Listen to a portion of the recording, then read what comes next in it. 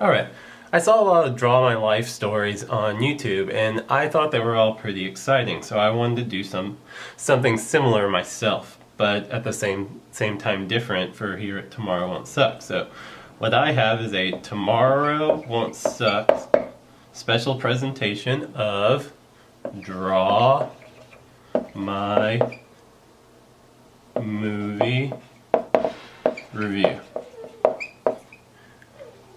And today, excuse my awful handwriting, we will be talking about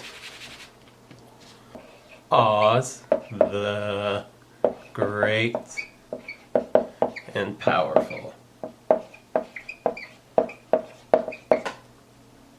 So obviously, Oz the Great and Powerful is going to start off in a fair in Kansas.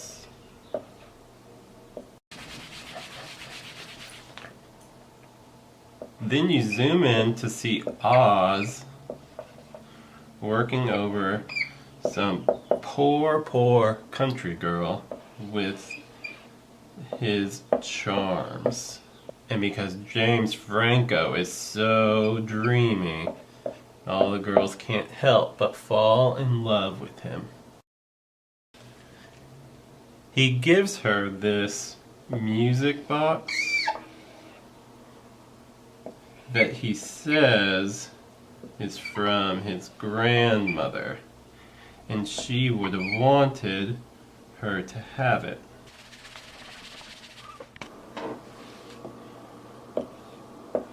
Oz then has his magic show where he makes the country girl float, and everyone believes that he's a real magician.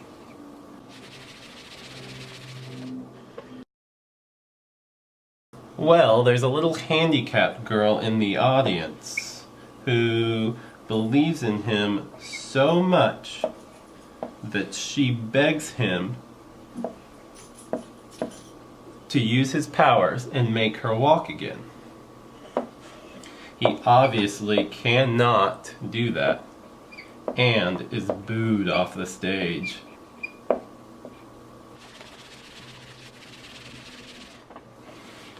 As Oz flees back to his trailer, you come to find out that he's given that music box to plenty of girls in the past, as one is holding it for her boyfriend to see, and he gets furious. He's one of the muscle men at the fair. And obviously, he is furious.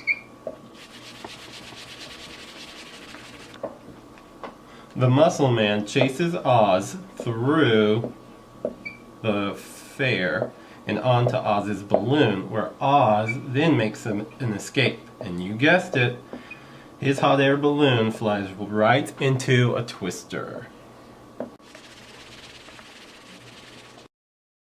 After his trip through the twister, he ends up in Oz. Needless to say, don't try this at home. Let me preface the beginning of this next part by saying, when I jumped off my parents' single-story home, I fell and broke one of my toes. Ouch.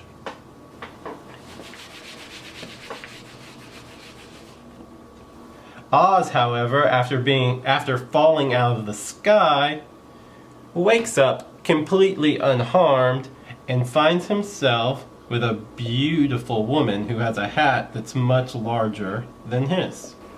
Her name is Theodora, and she's very pretty. She realizes he's the wizard that's foretold in prophecy, and so they leave for the Emerald City together. However, before the night's done, he has already charmed his way into her heart. It's a Disney film, guys, come on. And she has fallen madly in love with him. However, he does not really feel the same way. They get to the Emerald City, and there he meets another very attractive and clearly evil witch. It's clearly evil to the rest of us anyway. And she takes him on a tour through the great city of Oz.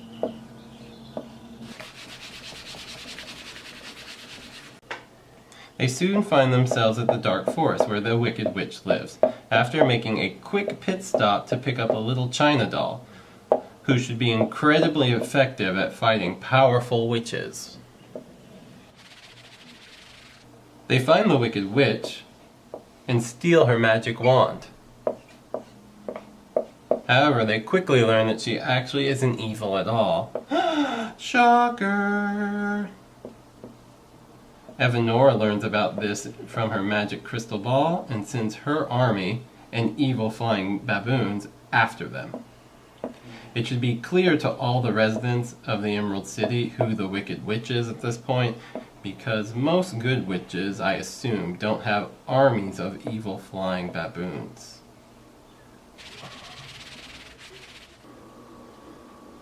Now, as they're fleeing for their lives in magic bubbles that Glinda created, the Wicked Witch tricks her sister into thinking Oz visited her in her chambers last night. She gets her to eat an enchanted apple after telling her that he's run off with Glinda, who is his new girl of the moment, and it withers her heart away and transforms her into the iconic Wicked Witch that we all know. Theodora, now the Wicked Witch of the West, shows up to show off her new appearance as well as taunt Oz. Before leaving, however, she does threaten to paint the yellow brick road red with their blood, which was really awesome. After Theodora leaves, they get to work on creating things that will help them storm the Emerald City.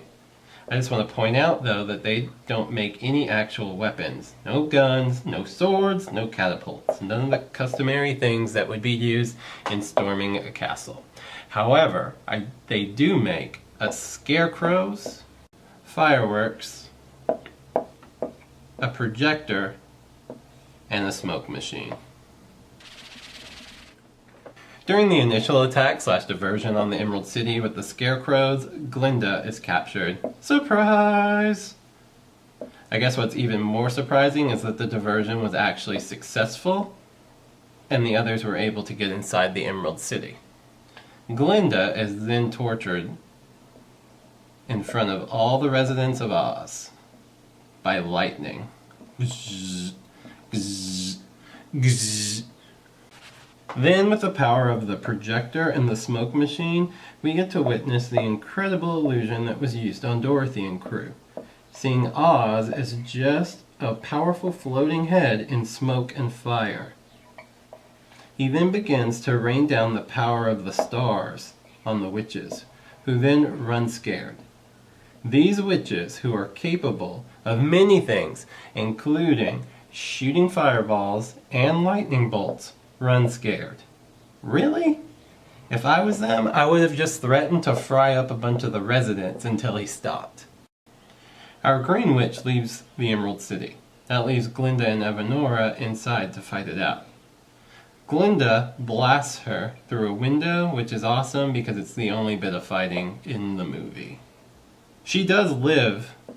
However, she is really ugly now because Glinda broke her magic necklace.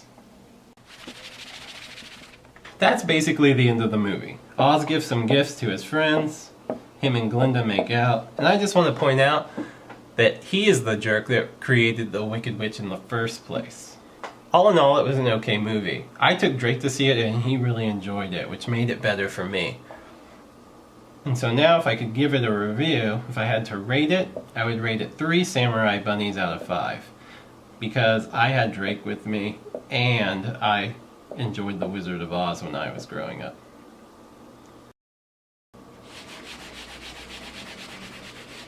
However, if you didn't like The Wizard of Oz, or this is a date night movie for you, you're pretty much going to want to shoot yourself in the face.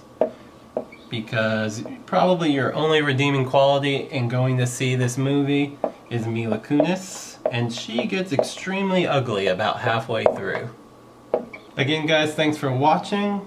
Let's all have a better tomorrow. If you could like and subscribe for me, that would be super awesome. Bye, guys.